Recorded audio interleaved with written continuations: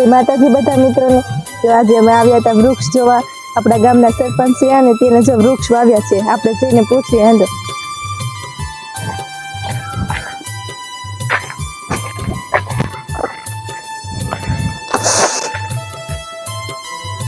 તમે આ વૃક્ષ ક્યારે વાવ્યા હતા?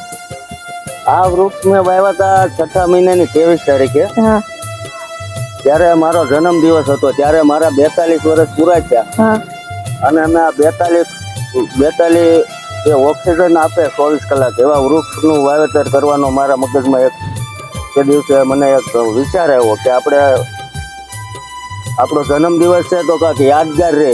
હા, યાદગાર ગામને બધાય નાના મોટા બધા વ્યક્તિઓને પ્રેરણા મળે કે ક્યારેક પણ આપણે 1-2 વૃક્ષ વાવી આપણી વાડીએ હા અને જે આપણું પર્યાવરણ સુધારવી। હા એની માટે અમે આ સ્કૂલના વિદ્યાર્થી પાસે એને હારે રાખી અને સ્કૂલની અંદર જન્મ દિવસ મારો ગઈ વખતે આપણે 23/6/2023 દિવસે આપણે અહીંયા વૃક્ષારોપણ કરાવ્યું હતું। હા આ વૃક્ષ 7 મહિનાના થયા છે, ત્યારે અમે નાના રોપડા લાવ્યા હતા।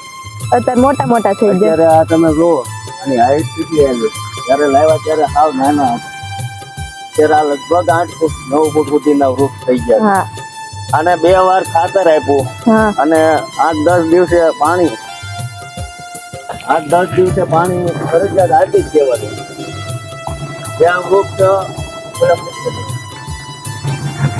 જ્યાં છોકરાઓને ત્યારે અમે જન્મ દિવસ સ્કૂલની અંદર ઉજવો તો આખી અલગ એક આપણે બધા લોકોને મળે એટલા માટે સ્કૂલની અંદર મારો આખું ફેમિલી, મારા પપ્પા અને છોકરાઓ બધા સાથે અમે જન્મ દિવસ સ્કૂલની અંદર ઉજવો હતો।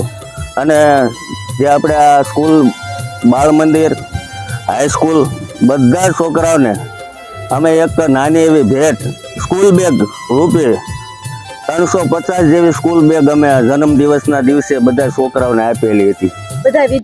બધા વિદ્યાર્થીઓને અને નાના બાળકો જે આપણે આંગણવાડીની અંદર જે ભણતા હતા એને એની માટેની બેસવાની ખુરશી, જે બાળકો રાજી થાય એવું કામ અમે કર્યું હતું। જ્યારે જન્મ દિવસ મનાવો ત્યારે બીજા કોઈ ખોટા ખર્ચા નહીં કરતા આવા વૃક્ષનું વાવેતર, અને હજી આવતી વખતે પણ વર્ષ દિવસ પછી જ્યારે આપણા જન્મ દિવસ આવે ત્યારે હજી 43 વર્ષ પૂરા થાય છે તો 43 વૃક્ષ બીજા વાવવાનો મારો એક નિર્ણય મેં કરેલો છે મનમાં કે ભાઈ આપણે જ્યાં સુધી જન્મ દિવસ જેટલા આવે એટલા વૃક્ષ વાવી અને પર્યાવરણ સુધારી।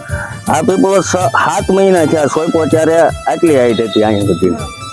અત્યારે આનો ગ્રોથ જોવો તમે, ખાતર મળે, પાણી મળે, આની અંદર 2 વાર ખાતર અપાવી દીધું છે, એટલે ખૂબ સારા ઝાડ। લગભગ હું માનું ત્યાં સુધી 2-3 વર્ષમાં અહીંયા બાજુમાં હવેડી છે, શમશાન છે, એટલે અહીંયા ગામના જે કાંઈ આ ગાઉ છે કે કોઈ પણ જનાવર અહીંની નીચે માણસો બેસી શકે એવી વ્યવસ્થા થાય, છાંયો સારો થઈ જાય અને 24 કલાક જે વૃક્ષ ઓક્સિજન આપે ને એ જ વૃક્ષ આપણે આની અંદર પસંદ કર્યા છે કે જે 24 કલાક ઓક્સિજન આપે। અહીંયા બાજુની અંદર સ્કૂલ છે, ત્યાં પણ વૃક્ષ ઘણા બધા છે। સામેની સાઈડ પેલા નરસિંહ બાપા કાસડિયા વાવેલા છે, જે સામેની સાઈડ એ બધા વૃક્ષ પણ મોટા થઈ ગયેલા છે, અને આ સાઈડ થઈ જાય એટલે ગામની શોભા પણ વધી જશે કે આ ગામની અંદર એન્ટર થતા આ રીતના બગીચો કે આ રીતના વૃક્ષનું વાવેતર કરેલું છે। તમે આવ્યા પછી ઘણો સુધારો થયો છે। આપણે જે ગામે આપણી ઉપર વિશ્વાસ મૂકી અને આપણને જે કાંઈ હોદ્દો અપાવ્યો છે તો એનો પૂરેપૂરો ઉપયોગ થાય। 5 વર્ષ આપણે સરપંચમાં રહેવાનું હોય તો 5 વર્ષ માટે આપણે જે કાંઈ તન મન ધનથી સેવા થાય એટલી કરવા માટે જ આપણે આ કામ કર્યું છે। પણ આવ્યા પછી કામ ન કરીએ, વ્યવસ્થા થઈ ગઈ, પાણીની વ્યવસ્થા થઈ ગઈ, પાણી બધાને પૂરતું મળી જાય છે। પાણીની વ્યવસ્થા, બીજા નંબરમાં આપણે ગટરની વ્યવસ્થા પૂરેપૂરી થઈ ગઈ છે, અને આપણા શમશાનની અંદર પણ બહુ સારી એવી વ્યવસ્થા થઈ છે। મશીન લાવ્યા ને લાકડા કાપવાનું?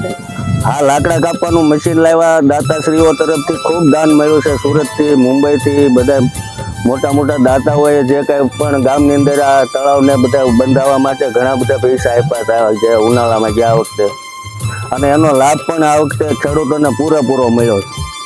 અત્યારે પીપળવાની અંદર જે શિયાળુ પિયતના વાવેતર જે થશે એ આટલા વરસાદે આટલું બધું ક્યારેય પણ પાણી રોકાણું નથી. આ પાણીના ખાડા ઊંડા ગયા ને પાણી આપણે બચાવશું એટલો. આપણે જે પાણી દર વખતે જે રોકાતું હતું એનાથી હું માનું ત્યાં સુધી ડબલ જેવું રોકાણું છે, કેમ કે જે નાના મોટા બંધારા બધા ઊંડા ઊંચા લીધા, જે તૂટેલા હતા રિપેરિંગ થયા, એના હિસાબે આપણા ગામની અંદર ખૂબ સારા એવું અત્યારે પાણીની બહુ સારી સગવડતા છે. ગામના સરપંચ સંજયભાઈ તારપરા એને બધી વાતચીત કરી. મને ખૂબ આનંદ થયો. આપણા ગામમાં એટલો સુધારો થયો, પાણીની વ્યવસ્થા કેટલી થઈ.